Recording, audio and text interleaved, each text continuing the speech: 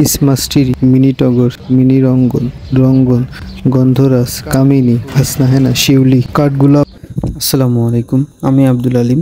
প্রতিবারের মতো আবার একটি নতুন ভিডিও আপনাদের সাথে শেয়ার করতে যাচ্ছি। তো এবারে ভিডিওটি আমাদের পার্সোনাল একটি ভিডিও, অর্থাৎ আমাদের ফাজিলপুর নিঃস্বার্থ যুব সংঘের উদ্যোগে ফাজিলপুর নতুন জামে মসজিদে কিছু বৃক্ষরোপণের প্ল্যান করি। সেই প্ল্যানটা আসলে আমাদের অনেক আগ থেকেই, কিন্তু এই প্ল্যানটা আসলে বাস্তবায়ন করতে হলে আমাদের অনেক খাটা লাগবে। কর্মব্যস্ত মানুষ, সব সময় সব কাজে সময় দিতে পারি না। এই কারণে আমরা সপ্তাহে একদিন শুক্রবার এই দিনটা আমরা বেছে নিই। এই দিনটা আমরা কাজকর্মটা একটু স্থগিত রেখে ঘোরাঘুরি করি, সেটা আপনারা জানেন। তো আমরা কয়েক শুক্রবার মিলে এই কাজগুলো গোছাই। যেমন চারদিকে ঘেরার কাজ, যেহেতু গ্রামের মধ্যে আমাদের মসজিদটা, সেখানে প্রচুর পরিমাণ ছাগল হয়। ছাগলে গাছপালা খুবই নষ্ট করে। এই কারণে আমরা 2 শুক্রবার 3 শুক্রবার মিলে আমরা সেইখানে ঘেরা দিই। ঘেরা দেওয়ার পরে এরপরে আমরা এক শুক্রবারে চলে যাই গাছ কেনার উদ্দেশ্যে। আমরা গাছ কেনার উদ্দেশ্যে যাই গাড়াগঞ্জ। সেখানে কয়েকটা নার্সারি আছে, যেমন অঙ্কুর নার্সারি, জোয়ারদার নার্সারি। তো আমরা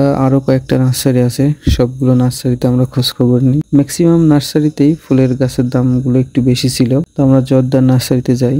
যাওয়ার পরে মসজিদের কথা বলার পরে ওনারা আশা অনুরূপ অনেক কম টাকা রাখে গাছের দাম। তো আমরা তাদের কাছ থেকে কনফার্ম করি গাছগুলা। তাদের যে গাড়াগঞ্জ মোড়ে তাদের যে স্টোর আছে, ওইখানে পর্যাপ্ত পরিমাণ গাছ ছিল না। এই কারণে আমরা চলে যাই তাদের মূল যে নার্সারি সেইখানে, যেখানে থেকে ওনারা কলমের মাধ্যমে গাছ তৈরি করে, ওইখানে যাই। ওইখান থেকে আমরা গাছ নিয়ে আসি, এইগুলো নিয়ে আসি। তাদের ওইখানে আসলে আরো কিছু কিছু গাছ আমাদের প্রয়োজন ছিল, ওইগুলো তাদের কাছে ছিল না। এই কারণে আমরা 2 দিন পরে ঝিনাইদহ থেকে আরো কয়েকটা গাছ নিয়ে আসি।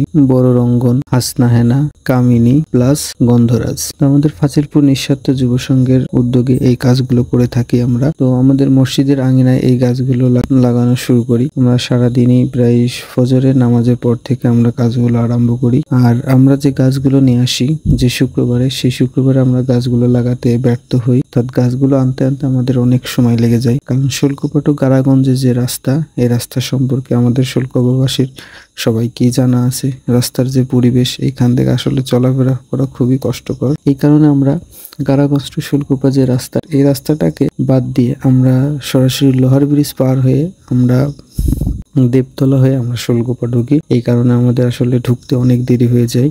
আমাদের আস্তে আস্তে প্রায় 12টা বেজে যায়, যেহেতু শুক্রবার জুম্মার দিন। কারণে আমরা এই দিন গাছ লাগানো থেকে বিরত থাকি। তো আমরা প্ল্যান করি এরপরে শুক্রবারে আমরা ফজরের নামাজ পড়ে ইনশাল্লাহ গাছ লাগানো শুরু করি। তো কথা অনুযায়ী আমরা সবাই ফজরের নামাজ শেষ করে আমরা গাছ লাগানোর কাজে লেগে পড়ি। তো আসলে আমাদের এইখানে প্রচুর পরিমাণ খোয়া থাকার কারণে আমাদের এখানে বেড তৈরি করা লাগে। তো আমরা বেড তৈরি করে ওখানে কিছু গোবর সার, মাটি মিক্স করে গাছ লাগানোর জন্য মাটিটা প্রস্তুত করি। প্রস্তুত করার পরে সেখানে গাছ লাগাই এবং চারদিকে ঘেরা দিই, কারণ ছাগলের প্রচুর পরিমাণ উপদ্রব আছে। ছাগলে গাছপালা খেয়ে ফেলবে, এই কারণে আমরা ঘেরা দিই। এই কারণে আমাদের গাছ লাগাইতে লাগাইতে 12টা বেজে যায়। তো আমরা আসলে সম্পূর্ণ কাজটি কমপ্লিট করতে পারিনি। তো আমরা যতটুকু সম্ভব করছিলাম। 2 দিন পরে আমাদের মুয়াজ্জিম সাহেবকে আমরা দায়িত্ব দিই যে বাদ বাকি গাছগুলো আপনি একটু কষ্ট করে লাগাবেন। তো আমাদের মুয়াজ্জিম সাহেব একটু কষ্ট করে তার 2 দিন পরে গাছগুলো লাগাই। যাই হোক, আলহামদুলিল্লাহ আমরা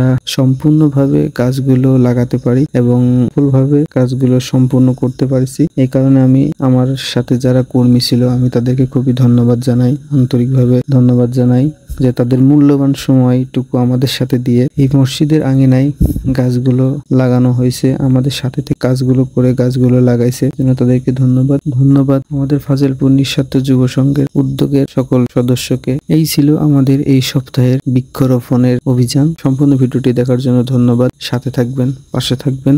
আসসালামু আলাইকুম।